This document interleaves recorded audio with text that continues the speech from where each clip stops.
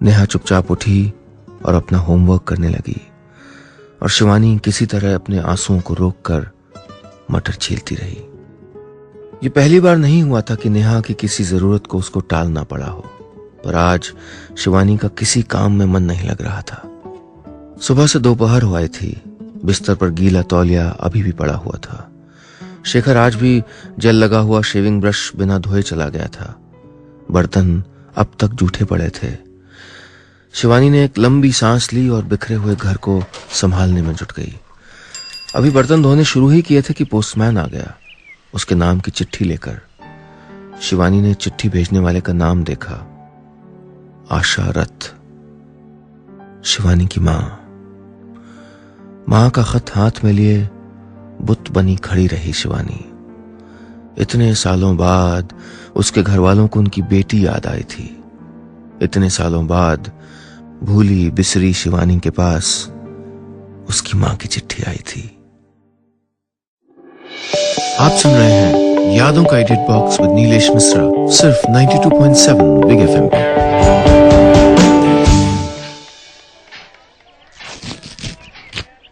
शिवानी ने कांपते हाथों से अंतर्देशी का चिपका हुआ किनारा फाड़ा।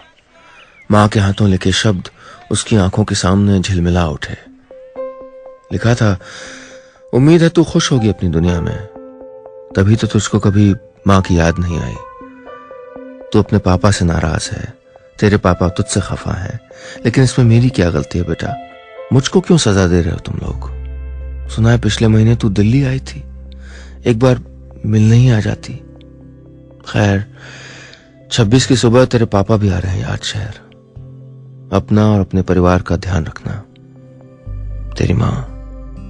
खुशी और अविश्वास के बीच का कोई आयाम था जहां इस वक्त शिवानी झूल रही थी। पापा आ रहे थे उसके इतने साल बाद, और शिवानी को समझ में नहीं आ रहा था कि उसको क्या करना चाहिए, कितनी तैयारी करनी चाहिए, कहां से शुरू करे। शिवानी ने अपने घर पे एक नजर दौड़ाई। लोअर मिडिल क्लास पना हर ओर बिखरा पड़ा था। शिवानी का दिल बैठ गया। एक भी ढंग का सामान नहीं था उसके घर में। नायलॉन की रस्सी से बनी चारपाई इतनी ढीली हो गई थी कि जरा सा भार पड़ते ही उसका तला धप से नीचे चला जाता था। शिवानी ने खींच खींच के पूरी रस्सी को बाहर निकाला। चारपाई के फ्रेम में नए सिरे से रस्सी कसी। चारपाई अब काफी हद तक काम चलाने लायक हो गई थी, लेकिन कुर्सी को बैठने लायक बनाना अभी बाकी था। लकड़ी की 2 कुर्सियों में से एक का बायां पैर कई दिनों से फ्रैक्चर हुआ पड़ा था। अब तक ईंटों से काम चल रहा था, लेकिन पिताजी के सामने ऐसी कुर्सी थोड़े रख सकते हैं। शिवानी कुर्सी लेकर बाहर गई और गली के नसीम मियां से एक पैर जुड़वा लाई। हालांकि नया पैर दूसरे पायों के मुकाबले कुछ बेडौल था, लेकिन कुर्सी ने चर चर की आवाज करनी बंद कर दी थी। शिवानी ने कुर्सी पर बैठकर देखा और संतुष्ट होकर अपने काम में कूद गई। दरवाजे के लिए पर्दे का इंतजाम अभी नहीं हो सकता, लेकिन पीछे वाली खिड़की पर अच्छा पर्दा लगाना जरूरी था। पीछे बहता हुआ नल पापा की नजरों में नहीं आना चाहिए। शिवानी ने अपनी अटैची खोली। पीले रंग का एक दुपट्टा पड़ा था। मां की आखिरी निशानी के तौर पर शिवानी आते वक्त मायके से उठा लाई थी।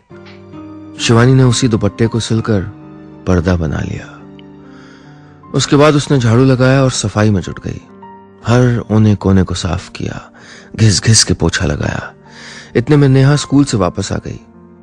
सुबह खाई हुई डांट अब तक पच गई थी। अब उसको भूख लगी थी। बच्ची को पुचकारते हुए शिवानी जल्दी जल्दी आटा गूंथने लगी। पता है नेहा कल कौन आ रहा है? शिवानी ने आटा गूंथते गूंथते नेहा से कहा। कौन मम्मी? नेहा अपने बालों में बंधी रिबन खोलते हुए बोली। नाना जी आ रहे हैं, नेहा के लिए ढेर सारे खिलौने लाएंगे। खिलौने? खिलौनों का नाम सुनते ही नेहा की आंखें चमक उठी। मम्मी, नाना जी जूता भी लाएंगे ना? कुछ सोचते हुए नेहा ने कहा। आज स्कूल में मैम ने बहुत डांटा, कहा जूते पहन के आना। नेहा की आवाज भर्रा गई। हाँ बाबू, नाना जी जूते भी लाएंगे। शिवानी ने नेहा को गले से लगा लिया। मम्मी, लेकिन नाना जी को कैसे पता चलेगा कि मुझको कौन से जूते चाहिए, कौन सा कलर मुझको पसंद है? नेहा ने शिवानी के गालों पर हाथ फिराते हुए कहा। फिर खुद जवाब भी दे दिया। अच्छा, आपने बताया होगा, है ना? शिवानी और शेखर की शादी के बाद पहली बार उनके परिवार से कोई घर आ रहा था। नेहा के लिए यह बिल्कुल नई सी बात थी। वो खुशी से यहां वहां उछल रही थी। और शिवानी को भी लग रहा था कि अपनी बेटी की तरह आज वो भी एक बच्ची हो गई। आप सुन रहे हैं यादों का edit box with Nilesh Mishra, सिर्फ 92.7 बिग एफएम पे। शाम को शेखर डरता डरता घर पहुंचा। चाट खिलाने का वादा करके वो खुद ही भूल गया था। शिवानी से उसको ओसे की उम्मीद थी, पर आज तो उसके रंग ही अलग थे। घर भी कुछ बदला बदला सा लगा। खिड़की पे पर्दा टंगा हुआ था। दरवाजे के ठीक सामने वाली दीवार पे स्वागतम लिखा हुआ एक कपड़ा लटक रहा था। दीवार पर हमेशा टंगी रहने वाली उसकी कमीज पैंट गायब थे। शिवानी के चेहरे पे आज वही खुशी, वही उत्साह था जो कॉलेज के दिनों में हुआ करता था। शेखर को शिवानी पर दया आ गई। सेठ विजय कुमार रथ की बेटी को कभी किसी चीज की कमी थोड़े होती, और अब छोटी सी तनख्वाह में कैसे खींच खींच के घर चलाती है बेचारी। पर शेखर को उसने कभी इसके लिए ताने नहीं मारे। हर वक्त, बुरे वक्त में भी उसके साथ खड़ी रही। देखो, मैं कहती थी ना, पापा हमको जरूर माफ कर देंगे। शिवानी ने मां की चिट्ठी शेखर की ओर बढ़ा दी।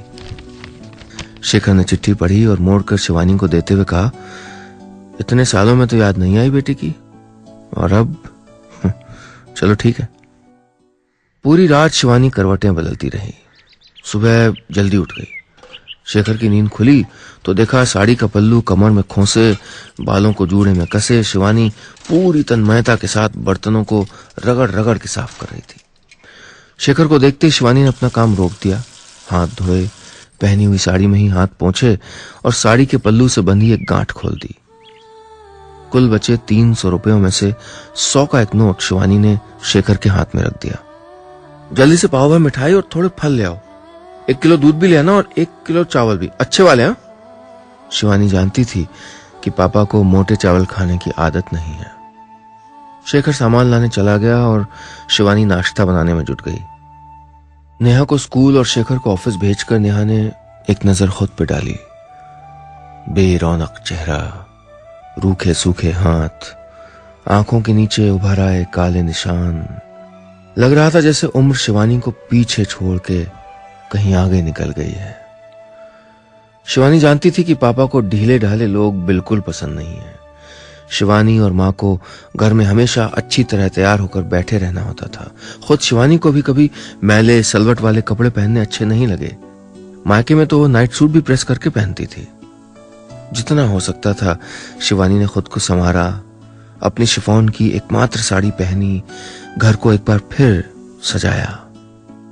लेकिन उसकी नजर लगातार दरवाजे पे ही टिकी हुई थी। आप सुन रहे हैं यादों का edit box with Nilesh Mishra, सिर्फ 92.7 बिग एफएम पे। दोपहर हो गई थी। इंतजार करते करते उसकी आंखें थकने लगी थीं, पर उसके पापा अब तक नहीं आए थे। पापा का गुस्सा शिवानी जानती थी। वो जानती थी कि पापा आज भी उसको पहले भला बुरा कहेंगे, उसकी गलती के लिए डांटेंगे। लेकिन उसने तय कर लिया था कि वो आज पापा की किसी बात का बुरा नहीं मानेगी। जो कहेंगे चुपचाप सुन लेगी। जवाब देने पर पापा और ज्यादा भड़क जाते हैं, लेकिन गलती मान लो तो माफ भी कर देते हैं। एक बार शिवानी से पापा की परफ्यूम की महंगी बोतल गलती से टूट गई थी। शिवानी और माँ पूरे दिन डर के मारे सहमे बैठे रहे। शाम को पापा आए तो शिवानी पढ़ाई का बहाना करके अपने कमरे में चली गई। थोड़ी देर में पापा दंदनाते हुए उसके कमरे में आ गए। तूने तोड़ी मेरी परफ्यूम की बोतल?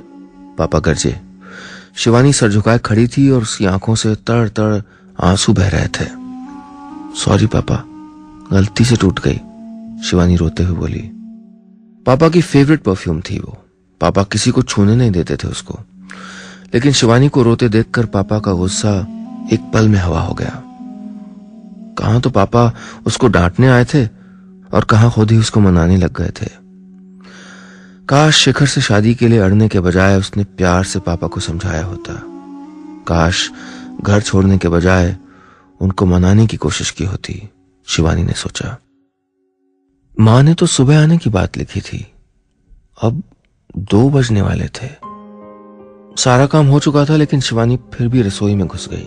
रसोई के डब्बों को व्यवस्थित किया, चाय पत्ती के डब्बे पर जमी धूल हाथ से ही साफ की और एक बार फिर खीर को करछी से हिलाया। काफी देर पहले उसने खीर बना ली थी, जो अब तक गाढ़ी होने लगी थी। और पापा को गाढ़ी खीर बिल्कुल पसंद नहीं थी। ओफो, थोड़ा दूध बचा लेना चाहिए था मुझको। अब खीर पतली करने के लिए पानी डालना पड़ेगा। शिवानी को कोफ्त हो गई। थोड़ी देर इधर उधर टहलने के बाद शिवानी बाहर निकली और बगल वाली सुशीला के फोन से शेखर के ऑफिस फोन लगा दिया। शिवानी का फोन देखकर शेखर थोड़ा डर गया। बहुत मजबूरी ना हो तो शिवानी कभी उसको ऑफिस में फोन नहीं करती थी। शेखर 2 बज गए, शिवानी ने कहा। हाँ तो क्या हुआ? शेखर हैरानी से बोला। पापा अब तक नहीं आए, कब से इंतजार कर रही हूं। तुमसे किसने कहा था कि पापा आ रहे हैं? शेखर झल्ला उठा। मां ने तो लिखा था चिट्ठी में। शिवानी को अपनी आवाज डूबती सी लगी। मां ने लिखा था पिताजी याद शहर आ रहे हैं और तुमने सोच लिया तुम्हारे घर आ रहे हैं। हाँ अच्छा, तभी हो रही थी सारी तैयारी। शिवानी तुम भी ना। शेखर शायद किसी फाइल में व्यस्त था, इसलिए उसने जल्दी से फोन रख दिया। शिवानी मरे मरे कदमों से अपने घर लौट आई। उसके दिमाग में जैसे कोई तूफान चल रहा था। उसने पनीली आंखों से डोंगे में रखी खीर को देखा और उस पर ढक्कन रख दिया। तभी नेहा भी स्कूल से वापस आ गई। उसने खाली कमरे और मां की भरी हुई आंखों को देखा। बोली, मम्मी नाना जी नहीं आए? नहीं बेटा, नाना जी को कुछ काम था इसलिए नहीं आ पाए। शिवानी ने नेहा के बालों पर हाथ फेरते हुए कहा। नाना जी के आने की उम्मीद लगाए बैठी नेहा मां की बात सुनकर रुआंसी हो गई। उसने अपना बस्ता मेज पर रखा और थके हुए हाथों से अपने फटे हुए जूते उतारने लगी। शिवानी ने बेटी के उतरे हुए चेहरे को देखा। उसके आंचल की गांठ में बेटी की मुस्कान बंधी हुई थी। शिवानी ने गांठ खोली। 100 के मुड़े तुड़े 2 नोट उसके हाथ में आ गए। महीना खत्म होने में अभी भी 2 दिन बचे थे, पर उसने कुछ पल सोचा और बोली, चल नेहा, तेरे लिए जूते लेके आते हैं। बस इतनी सी थी कहानी।